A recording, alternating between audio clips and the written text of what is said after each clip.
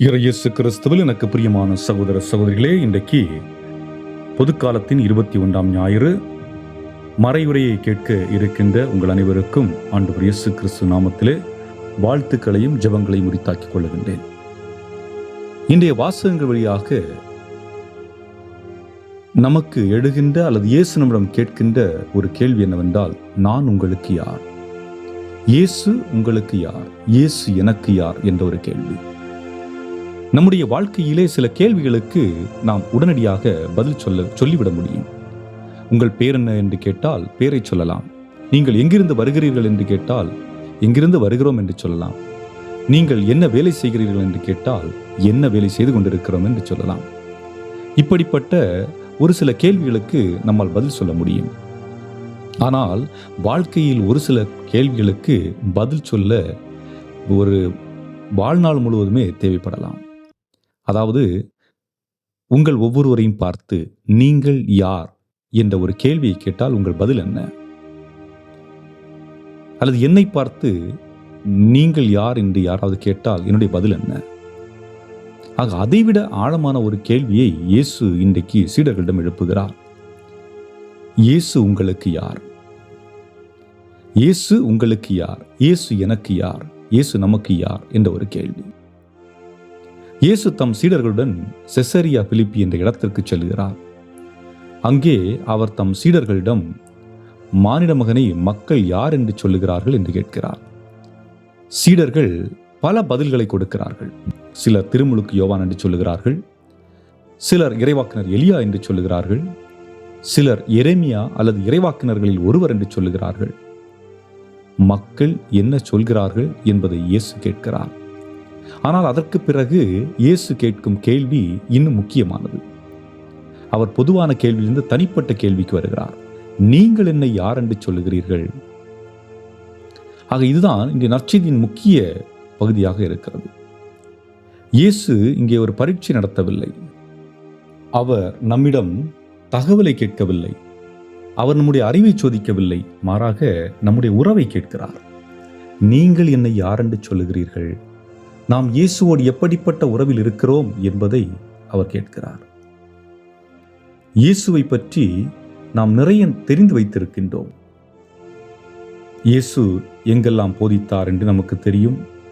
எத்தனை புதுமைகளை அற்புதங்களை நிகழ்த்தினார் என்று தெரியும். திரு பாடல்களை நாம் அறிந்திருப்போம். திருப்பலியில் எப்படி கலந்து கொள்ளலாம் என்று அறிந்திருப்போம். இயேசுவை பற்றி அழகாக பேசவும் முடியும் நமக்கு. ஆனால் இறுதியில் இயேசு நம்மிடம் கேட்பது, நான் உனக்கு யார் என்ற கேள்விக்கு நாம் பதிலற்ற நிலையில் இருக்கிறோம். காரணம், பல நேரங்களிலே அந்த கேள்வியின் உள்ளர்த்தம், ஞாயிற்றுக்கிழமை மட்டும் நீ வணங்கும் ஒருவரா நான்? பிரச்சனை வந்தால் மட்டுமே என்னிடம் வரும் ஒருவரா நான்? திருவிவிலியத்தில் இருக்கும் ஒரு பெயரா நான்? அல்லது நான் உண்மையாகவே உன் ஆண்டவரா, உன் மீட்பரா, உன் வாழ்வின் மையமா என்று இயேசு கேட்கிறார். அப்போது பேதுரு ஒரு அழகான பதிலை சொல்கிறார். நீர் மெஸ்ஸியா, வாழும் கடவுளின் மகன் என்று சொல்லுகிறார். இந்த பதில் பேதுருவின் வாழ்க்கையை மாற்றுகிறது. ஒரு அழகான உண்மை சம்பவம். புகழ்பெற்ற வயலின் இசைக்கலைஞர் ஜோஷ்வா பெல் பற்றிய ஒரு சம்பவம். ஒரு நாள் அவர் ஒரு ரயில் நிலையத்திலே நின்று வயலின் வாசிக்கிறார். அங்கு மக்கள் அவசரமாக அங்கேயும் இங்கேயும் ஓடிக்கொண்டிருக்கிறார்கள். சிலர் சில வினாடிகள் நின்று பார்த்தார்கள். பெரும்பாலானவர்கள் அவரை கவனிக்காமலே கடந்து சென்றார்கள். ஆனால் அவர் ஒரு சாதாரண ஒரு தெரு இசைக்கலைஞர் அல்ல. அவர் உலகின் மிகச்சிறந்த வயலின் இசைக்கலைஞர் ஒருவர். சில நாட்களுக்கு முன்புதான் மக்கள் அவருடைய இசை கேட்பதற்காக ஒரு பெரிய அரங்கில் பணம் கொடுத்து வந்திருந்தார்கள். அங்கே அவர் வாசித்த இசை அதே இசைதான் இங்கே வாசித்துக் கொண்டிருக்கிறார். இசைக்கலைஞரும் அதே நபர்தான். ஆனால் மக்கள் அவரை அடையாளம் கண்டு கொள்ளவில்லை. சகோதர சகோதரிகளே, நம்முடைய வாழ்க்கையிலும் சில நேரங்களிலே இது போன்ற ஒன்று நடந்து கொண்டுதான் இருக்கிறது. இயேசு நம்மிடம் இருக்கிறார். இயேசு நம்மிடம் பேசுகிறார். இயேசு நம்மை அன்பு செய்கிறார்.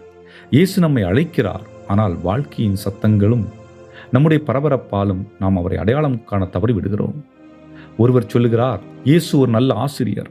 மற்றவர் சொல்லுகிறார், இயேசு ஒரு இறைவாக்கினர். இன்னொருவர் சொல்லுகிறார், இயேசு ஒரு நல்ல மனிதர்.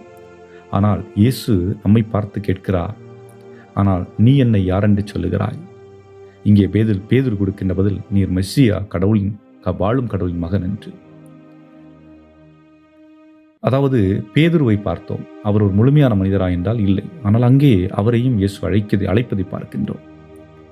இயேசு பேதுருவை தேர்ந்தெடுக்கிறார். ஆனால் பேதுரு முழுமையான மனிதரா? இல்லை. அவர் படித்த பெரிய அறிஞரா? இல்லை. அவருக்கு பலவீனங்கள் இருந்தனவா? இருந்தன. அவர் தவறுகள் செய்தாரா? செய்தார். உண்மையில் இந்த நிகழ்ச்சிக்கு பிறகு இயேசுவை பற்றிய ஒரு விஷயத்தை பேதுரு தவறாக புரிந்து கொள்கிறார். அப்போது இயேசு அவரை கடுமையாக திருத்துகிறார். ஆனாலும் இயேசு பேதுருவிடம் சொல்லுகிறார், நீ பேதுரு, இந்த பாறையின் மேல் என் திருச்சபையை கட்டுவேன். எவ்வளவு அழகான ஆழமான செய்தி. ஒருவருடைய பலவீனத்தை அறிந்திருந்தும் அவருடைய வாழ்க்கை முறை அறிந்திருந்தும் அவரால் கொடுக்கப்படுகின்ற அந்த பணியானது எடுத்துச் செல்லப்படும், அந்த உறவு நிலை நிலைக்கும் என்ற உணர்வை கொண்டு இயேசு இந்த பொறுப்பை கொடுக்கிறார். ஆக நாம் முழுமையானவர்களாக மாறும் வரை கடவுள் நம்மை காத்திருக்க வைப்பதில்லை. நாம் இன்று எப்படி இருக்கிறோம் என்பதை மட்டுமே கடவுள் பார்ப்பதில்லை. இறையொருளால் நான் எப்படிப்பட்டவர்களாக மாற முடியும் என்பதை கடவுள் பார்க்கிறார்.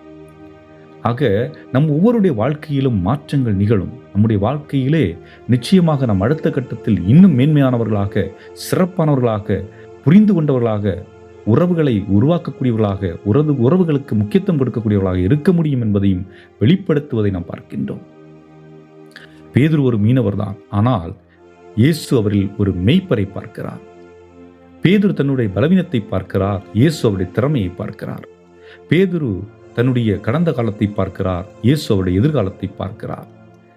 பேதுரு தன்னை சீமோன் என்று பார்க்கிறார். ஆனால் இயேசு அவரை பேதுரு பாறை என்று அழைக்கிறார். இதுதான் கடவுள் நம்மை பார்க்கும் விதம். சில நேரங்களில் நாம் சொல்கிறோம், நான் பலவீனமானவன், நான் தவறு செய்து விட்டேன், நான் தகுதியற்றவன், நான் பல தோல்விகளை சந்தித்து விட்டேன், என்னால் எதையும் செய்ய முடியாது. ஆனால் கடவுள் சொல்கிறார், உன் பலவீனங்களை நான் அறிவேன், உன் தோல்விகளை நான் அறிவேன், உன் தவறுகளையும் நான் அறிவேன். ஆனாலும் உன் வாழ்க்கையின் வழியாக நான் அழகான ஒன்றை உருவாக்க முடியும். அன்புக்குரியவர்களே, இந்த திறவுகோல் என்பது அதிகாரத்தை மட்டும் குறிப்பதல்ல, மாறாக பொறுப்பையும் குறிக்கிறது. இயேசு சாவியை பேதுருவிடம் கொடுக்கிறார். அதுதான் இன்றைய நற்செய்தியை பார்க்கின்றோம். ஆக இன்றைய முதல் வாசகத்தில் பார்க்கின்றோம், திறவுகோல் பற்றி பேசப்படுகிறது. ஒருவிடம் திறவுகோல் எடுக்கப்படுகின்ற பொழுது அதன் அர்த்தம் என்ன? அது ஒரு அலங்கார சொல் அல்ல, மாறாக நான் உன்னை நம்புகிறேன் என்பதுதான் அதன் அர்த்தம். பல நேரங்களில் நம்முடைய குடும்பங்களில் திருமணம் ஆகிய வீட்டுக்கு வருகின்ற பொழுது வீட்டினுடைய சாவியை மணமகள்கிட்ட கொடுப்பது வழக்கம். எதற்கு? நாங்கள் உண்மை நம்புகிறோம். அந்த நம்பிக்கையின் வெளிப்பாடு தான் இங்கே இந்த சாவியானது கொடுக்கப்படுவதை பார்க்கின்றோம்.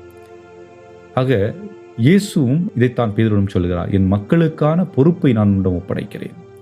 எனவே கிறிஸ்தவ தலைமை என்பது மற்றவர்கள் மீது அதிகாரம் செலுத்துவதல்ல, அது மற்றவர்களுக்கான பொறுப்பு. இதுதான் குடும்பங்களிலும் கணவன் மனைவி அல்லது பெற்றோர் பிள்ளைகள் மீது அதிகாரம் செலுத்துவதல்ல, மாறாக அன்பு செலுத்துவது. அவருக்கு ஒரு உரிய பொறுப்பு கொடுக்கப்படுகின்றது. நீங்கள் சரியாக வழிநடத்த வேண்டும். ஒரு தந்தைக்கு தனது குடும்பத்தின் ஒரு திறவுகோல் கொடுக்கப்படுகிறது. ஒரு தாய்க்கு தனது குழந்தையின் வாழ்க்கையின் ஒரு திறவுகோல் கொடுக்கப்படுகிறது. ஒரு குருவுக்கு தன்னிடம் ஒப்படைக்கப்பட்ட மக்களின் வாழ்க்கையின் ஒரு திறவுகோல் கொடுக்கப்படுகிறது. ஒரு ஆசிரியருக்கு மாணவர்களின் மனங்களுக்கான ஒரு திறவுகோல் கொடுக்கப்படுகிறது. ஒரு நண்பர் தன்னுடைய ஆழமான காயத்தையோ அல்லது ரகசியத்தையோ நம்மிடம் பகிரும் பொழுது அந்த நம்பிக்கையும் ஒரு திறவுகோல் போன்றது. கடவுள் நமக்கு ஒருவர் மீது தாக்கத்தையும் பொறுப்பையும் கொடுக்கும் போது அவர் நம்மிடம் கேட்கிறார், இந்த திறவுகோலை வைத்து இந்த மனிதருக்கு ஒரு கதவை திறப்பாயா அல்லது இந்த கதவை மூடுவாயா என்று கேட்கிறார். ஆக கதவை திறக்க ஒருவருக்காக காத்திருப்பவர்கள் இருக்கிறார்கள். சிலர் நம்பிக்கையின் கதவை திறக்க ஒருவருக்காக காத்திருக்கிறார்கள். சிலர் மன்னிப்பின் கதவை திறக்க ஒருவருக்காக காத்திருக்கிறார்கள். சிலர் ஊக்கத்தின் கதவை திறக்க ஒருவருக்காக காத்திருக்கிறார்கள். சிலர் விசுவாசத்தின் கதவை திறக்க ஒருவருக்காக காத்திருக்கிறார்கள். சிலருக்கு ஒருவர் சொல்ல வேண்டிய ஒரே வார்த்தை, நான் உன்னை நம்புகிறேன்.